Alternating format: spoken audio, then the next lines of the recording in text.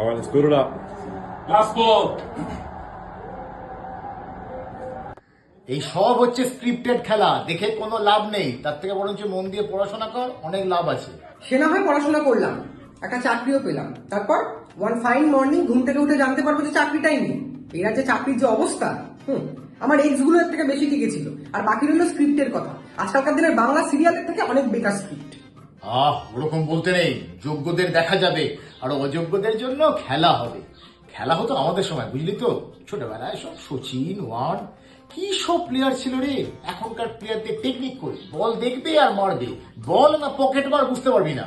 তোমার Shane Warne আর সচিন তেন্ডুলকার দুজনে কিন্তু আইপিএলটা খেলেছে, তবে আমি কিন্তু আসল খেলা দেখার জন্য আইপিএলটা দেখি, এমনি এমনি দেখি না।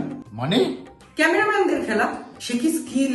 উফ, প্রত্যেক ম্যাচে আসল ম্যান অফ দ্য ম্যাচ তো ওরাই।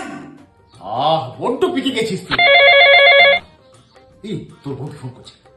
হ্যালো, এই শোনো, অফিস থেকে ফেরার সময় আজকে কেকেআর এর ম্যাচের টিকিটটা কেটে আনবে, কিন্তু যদি ভুল হচ্ছে বাড়ি ঢুকতে দেবো না। আনবো নিশ্চয়ই, দেখবো খেলা দেখবো, চিয়ারলিডার দেখবো। কিছু না, দেখবো।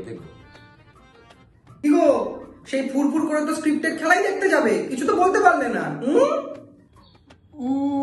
সরি।